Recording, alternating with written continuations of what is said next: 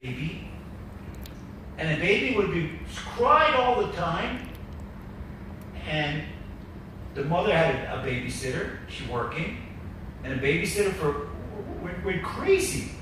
Well, the babysitter, what are you crazy? She said, the baby doesn't stop crying no matter what I do. I pick up the baby, I hold him, I rock him, I talk to him.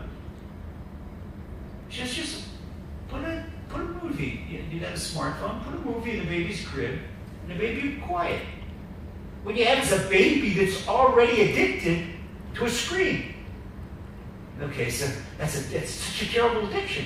And you can see they're babies that are addicted to the screen. So what do mothers do? They want an easy life. Okay, put them in front of a screen, let them watch cartoons, let them do this. Mom, forget about your kid learning Gemara. Forget about him ever learning Gemara, okay? If the Gemara and Popeye and Mickey Mouse are incompatible, they don't go.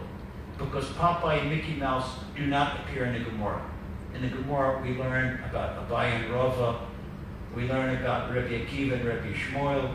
Okay, we learn about Rabbi Yochanan and Reish Lakish. We don't learn about Popeye and Mickey Mouse. Okay, that's it.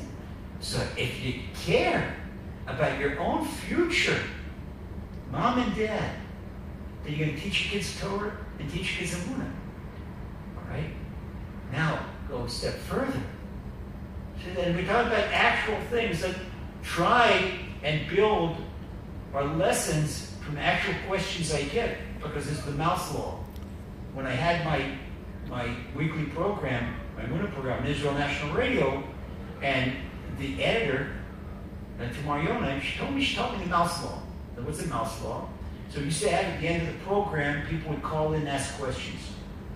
It says if one person calls in and asks a question, then there's 50 other listeners that have the same question, but they're not calling in. So why is it called the mouse law? She said, because if you see a mouse running on the floorboards, then there's another 50 mice under the floorboards. In other words, if you see that mouse that's under the floor, that's the mouse law. So here it's the same mouse law. If someone asks me a question, I assume that there are another 50 people with the same question. Okay. So here you have a situation more than once encountered where kids threatened by their parents, we don't want you to be, what do they call? In Hebrew, they call it kitzoni, radicals. Don't be extreme. Don't be radical. Don't learn too much Torah. Don't be too extreme. Okay. Mom and Dad, that child's Torah, that child's Emunah, that's your future. That's your future. Not my words, words of the Zohar. There you can see. And what do we see? It's amazing what the Shla says. The Shla, it gives us, in talking about the laws of manners. The whole Dechad, the laws of manners. And the Shla brings the Gemara and Sanhedrin, page 104. Sanhedrin 104 gives the law, Bra Mezakeh Abba. A son, gives merit to a parent. What's the greatest merit? Even after a parent is alive. So now we learn a halacha in the laws of honoring parents as well as in-laws. Okay? We'll see in a moment what the Pele Yoetz has to say about this. The Gemara tells us that honoring a parent is just as much after a parent's lifetime as in a parent's lifetime. For example, it is a mitzvah to visit the gravesite of a parent at least once in 7 years.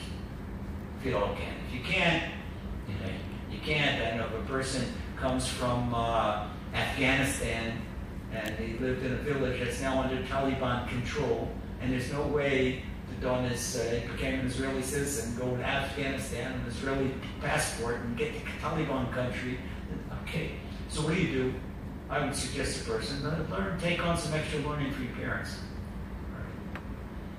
But here, the Pele Yoetz says that the greatest way, that's fine for parents, the greatest way to honor your in-laws. I would say, guys, if you want Shalom Bayit, you gotta honor your in-laws. Because an average girl who grew up in a normal family, we're not talking about a girl who grew up in a dysfunctional family or an abusive family. Okay, girls naturally love their parents. And one of the problems in Shalom Bayit is when a husband creates conflict between himself and her parents. Now she's torn. You're killing her. You're killing her. You're making her choose between you and your parents. She wants both.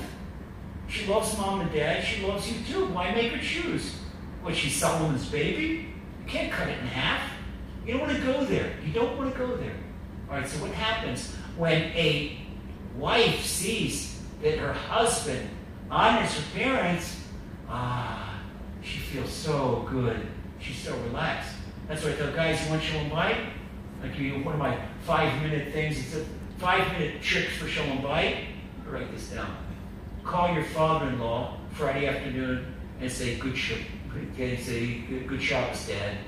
Shabbat Shalom, Dad. You know, when you call your father-in-law Dad and not by his first name, your wife feels great. Honoring. She feels great. She wants that word to you. Oh, she feels great. Oh, Baruch Hashem. In her house, Baruch Hashem, my husband gets along with my parents. Oh, that's it. It's no big deal. But you show the dad respect you. And Appellion White says, you know who this father-in-law is? You know who that mother-in-law is? There's all these mother-in-law jokes. Okay.